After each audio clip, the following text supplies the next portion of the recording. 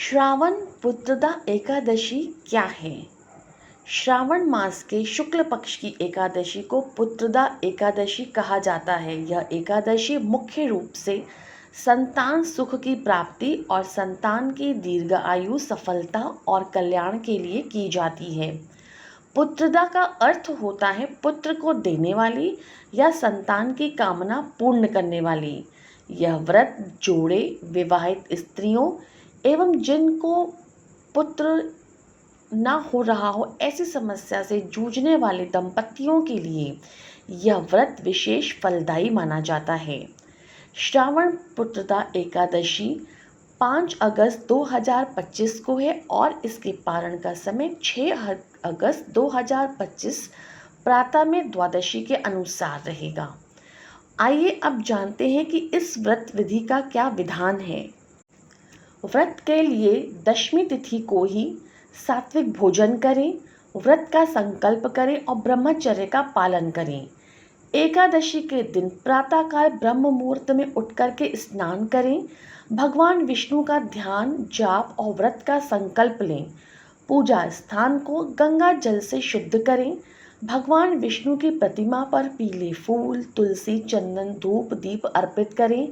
ओम नमो भगवते वासुदेवाय मंत्रों का जाप करें। विष्णु सहस्त्र नाम का पाठ करें। व्रत रखकर दिन भर फलाहार करें या निर्जल उपवास करें। रात्रि में जागरण करें और विष्णु भगवान के भजन कीर्तन इत्यादि करें।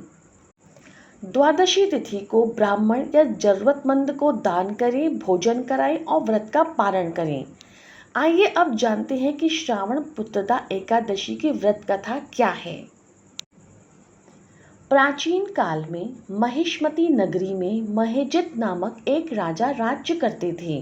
वे धर्मपरायण, न्यायप्रिय और प्रजावत्सल थे, परंतु उन्हें एक भारी चिंता थी, उन्हें संतान नहीं थी। अनेक उपायों और यज्ञों के बाद भी उन्हें संतान सुख नहीं मिला। राजा को यह चिंता सताने लगी कि बिना संतान के मृत्यु होने पर पितृलोक उन्हें नहीं मिलेगा और उनका कुल भी समाप्त हो जाएगा। एक दिन उन्होंने अपने कुल पुरोहित और मंत्रियों से सलाह लेकर वन में तपस्या के लिए प्रस्थान किया। वहां उन्होंने कई दिनों तक उपवास किया और गंगा तट पर तप करते हुए भगवान विष्णु से प्रार्थना की। राजा की तपस्या से प्रसन्न होकर ऋषियों का एक समूह वहां आया। उन ऋषियों ने उन्हें बताया, हे राजन, आपने जो तप किया है वह अत्यंत फलदायी है। अब आप श्रावण मास की शुक्ल पक्ष की एकादशी को भगवान विष्णु का व्रत करें और उस व्रत का फल अपने संतान सुख की प्राप्ति हेतु अर्पित करें। राजा महेजित ने विधि पूर्वक श्रावण पुत्रदा एकादशी का व्रत किया।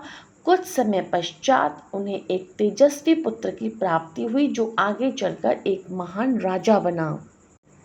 इस व्रत के कुछ नियम हैं। यह व्रत दशमी से ही प्रारंभ माना जाता है। उस दिन शाम को एक बार सात्विक भोजन अवश्य करें। एकादशी के दिन ब्रह्मचर्य, सत्य, अहिंसा और संयम का पालन करें। झूठ, चोरी, कटुवचन और आलस्य आदि व्यसन से बचें। व्रत के दिन नाखून काटना, बाल काटना इत्यादि वर्जित है। रात्रि जागरण करें, यह व्रत का विशेष अंग माना जाता है। इसी दिन आप कई उपाय कर सकते हैं। पहला उपाय, संतान प्राप्ति के लिए भगवान विष्णु को पीले फूल और तुलसी दल अर्पित करें। ओम नारायण नमः मंत्र का जाप करें। केले के पेड़ की पूजा करें और जल अर्पित करें। संतान की सफलता के लिए विष्णु सहस्त्र नाम का पाठ करें। बच्चों के नाम से अनाथ बच्चों को भोजन कराएं। पीपल के पेड़ के नीचे दीपक अवश्य जलाएं।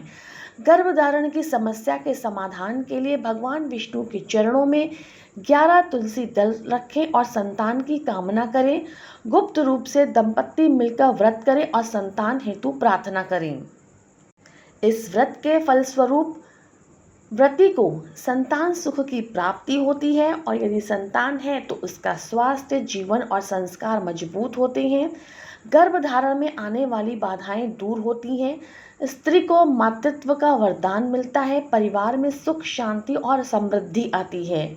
श्रावण पुत्रदा एकादशी केवल संतान की इच्छा रखने वालों के लिए नहीं, बल्कि उन सभी के लिए है जो संतान की उन्नति, दीर्घायु और सुख की कामना करते हैं।